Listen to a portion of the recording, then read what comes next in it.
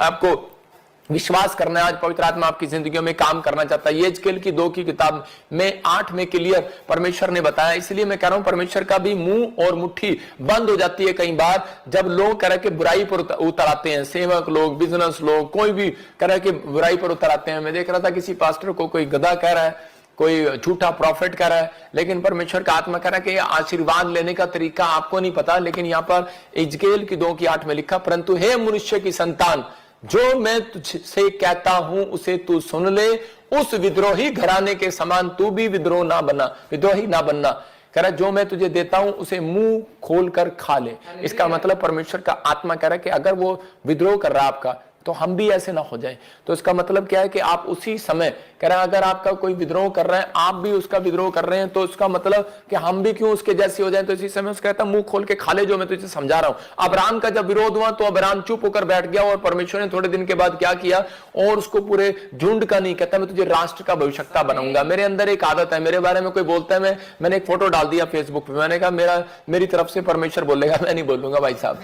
मैं कह रहा हूं कि आप डरते हैं नहीं डरते किसी से मुझे नहीं मालूम, लेकिन मैं तो परमेश्वर के कलाम से डरता हूं, परमेश्वर से डरता हूं। तो पवित्र आत्मा कह रहा है कि भाई आज परमेश्वर बोलेगा हम ना किसी कलीसिया को सिखाते, ना हम किसी को सिखा रहे हैं। हम ये चाहते हैं कि आप लोग आशीष में बदलें यीशु मसीह के नाम में, क्योंकि परमेश्वर निर्गमन 4 के 11-12 में बोल रहा था। मैं ये वचन इसलिए बता रहा हूं कि चाहे कोई पास्टर है, चाहे विश्वासी है, इन दिनों में ना बोले, ऐसे खिलाफ ना जाए, जेलसी का शिकार ना हो आप। पवित्र आत्मा आपसे प्यार करता है, आपको आशीष देना चाहता है, आपको बढ़ाना चाहता है।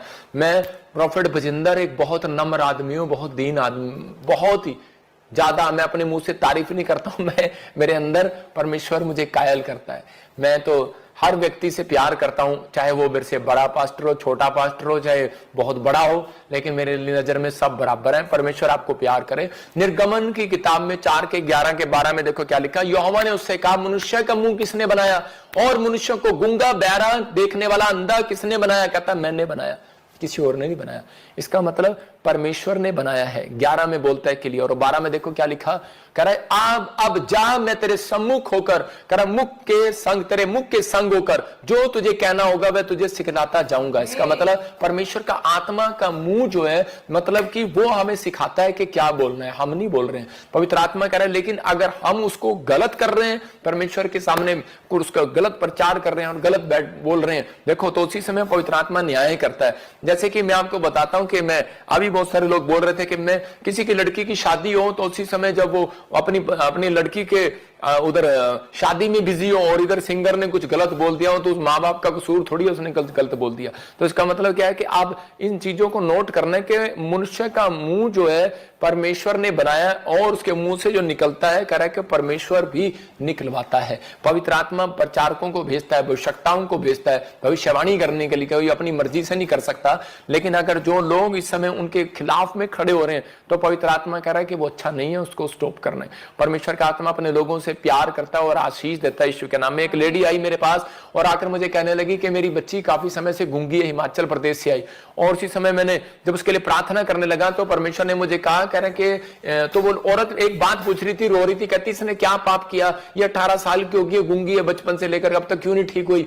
मैंने कहा कि इसने कोई पाप नहीं किया, लेकिन पवित्र आत्मा ने मुझे कहा कि तूने अपने मुंह के शब्दों पे कंट्रोल नहीं किया, क्योंकि वो पड़ोस में तय कह अपनी सास के साथ, अपनी बहू के साथ, कभी देखो किसी के साथ, मतलब इधर उधर दाएं बाएं कुछ करती रहती थी। तो उस दिन उसने पश्चाताप किया और मैंने हाथ रखा और सबके सामने, चंडीगढ़ में, बड़ी पुरानी बात है, साल पुरानी बात है, कि वो बोलने और सुनने लगी। हालेलुया। तो इसका मतलब क्या है कि परमेश्वर तूफान को शांत करना जानता है। परमेश्वर आपके कह रहा है कि आपके जीवन में जो भी कोई बीमारी का तूफान है, जो भी कोई कर्जे का तूफान है, कोई प्रॉब्लम का तूफान है, या कोई कोर्ट केस का तूफान है, आज रात कह रहा है कि वो शांत हो जाएगा यीशु मसीह का नाम। लेकिन कब? कह रहा है कि जब तू अपने मुंह के शब्दों को कंट्रोल करेगा तब, क्योंकि इस पावर को सूबेदार जानता है, आप नहीं जानते। इसलिए उसने कहा परमेश्वर तू यहीं से कह दे। अगर आप जानते हैं तो एक आदमी मेरे पास आया और उसने कहा कि प्रॉफिट जी आप यहीं से कह दो कि मेरी मां चंगी हो जाएगी, और वो यूएसए में रहती थी, वो वहीं ठीक होगी। परमेश्वर का आत्मा काम करता है। मैं यहीं से प्रार्थना करता हूं, लोगों को चंगाई मिलती है, हीलिंग मिलती है, आश्चर्य कर्म होते हैं। मुझे शर्म आती है उन लोगों के बारे में कहना कि वो मेरे खिलाफ खड़े होकर मेरी बुराई करते हैं।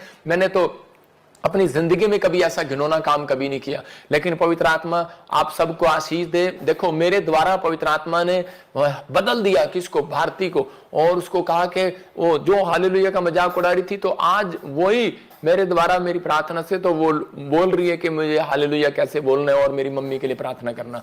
मतलब पवित्र आत्मा चेंज करता है। परमेश्वर की कॉलिंग होती है। हर पास्टर की कॉलिंग नहीं है फिल्म स्टार तक पहुंच सके, हर पास्टर की कॉलिंग नहीं है मिनिस्ट्री तक पहुंच सके, हर पास्टर की कॉलिंग नहीं है विदेश में जाके प्रचार कर सके। तो अपनी कॉलिंग से बाहर ना जाओ, जेलसी ना करो। इसका मतलब क्या है कि आप अपनी कॉलिंग से बाहर जा रहे हैं। क्यों जा रहे हैं? तो आप दूसरों की तरफ नहीं, आप परमेश्वर के कामों में आगे बढ़े। क्योंकि मत्ती 6:31 बोलता है, चिंता करके ये ना कहना हम क्या खाएंगे क्या पिएंगे। मैं यहाँ कहूंगा चिंता करके ये ना कहना हमारा बिजनेस कैसे चलेगा, हमारी सेवकाई कैसे चलेगी।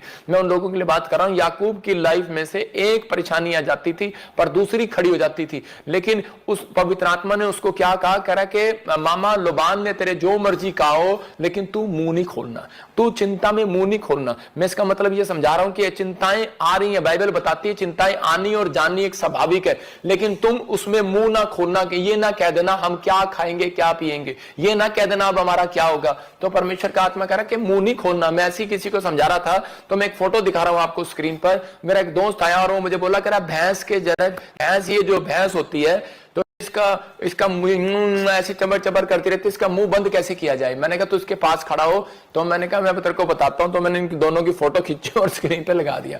तो उसका मतलब जब उसकी फोटो लगाया तो कह रहा कि ये कैसे इसकी फोटो। मैंने कहा ये इसका मतलब ये उदाहरण है कि भैंस का मुंह जो है ना, भैंस भी समझ जाती है फोटो खींच रही है।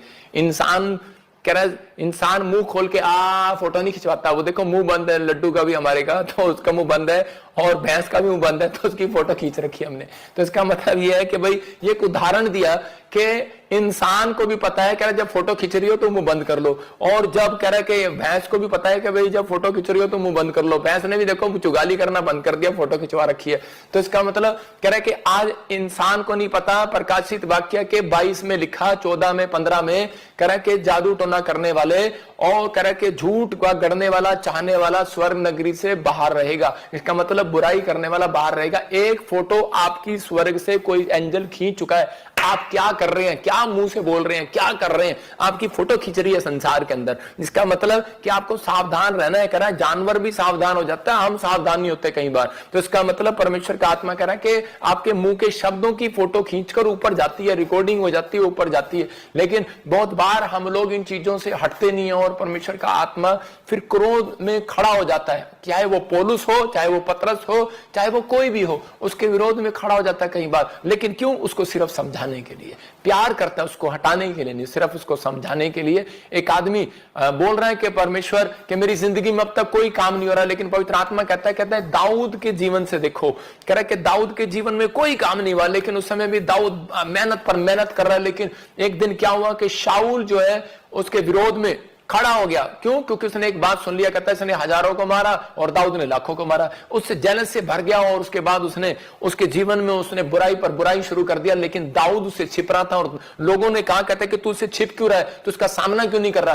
तो उसी समय दाऊद ने कहा, कहता है कि मैं इससे नहीं छिप रहा हूं, कहता है कि मैं अपने गुस्से को जानता हूं और अपने गुस्से से छिप रहा हूं। बजिंदर सिंह को अपने गुस्से का मालूम है, मैं अपनी गवाहियां देता फिरता हूं लोगों को, इसलिए मैं ना इसलिए छिप रहा हूं, नहीं तो मैं छिपता नहीं हूं। मुझे भी आदत है कि मैं भी जाके लोगों को बताऊं कि मैंने ये कुछ नहीं किया। मतलब लोग ऐसा बोल रहे वीडियो में, तो मुझे आदत है, लेकिन मेरी भी आदत है। लेकिन मैंने उपवास इसलिए रखता हूं कि मैं अपनी आदतें चेंज करूं।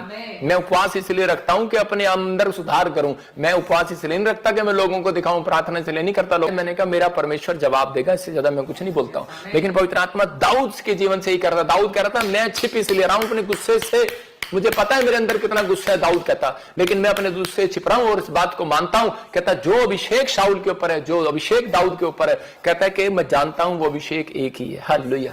इसलिए हम किसी के खिलाफ मुंह खोलकर हम अपने ऊपर परमेश्वर का क्रोध ना ले। इसका मतलब कि ये घमंड का आत्मा है, ये जेलसी का आत्मा है जो हमें एक दूसरे के लिए बुलाता है।